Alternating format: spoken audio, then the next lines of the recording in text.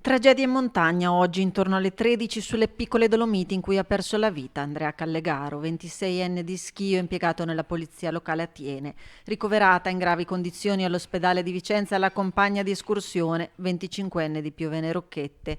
L'incidente è avvenuto nel Vaio dell'Acqua, catena delle Tre Croci. La coppia, secondo le ricostruzioni del soccorso alpino intervenuto sul posto, dopo essere partita dal rifugio Battisti alla Gazza, stava risalendo verso la cima del Monte Zevola con presenza di neve dura a seguito del forte vento di ieri e della recente pioggia, quando per cause in corso di accertamento entrambi i ragazzi sarebbero scivolati per un centinaio di metri.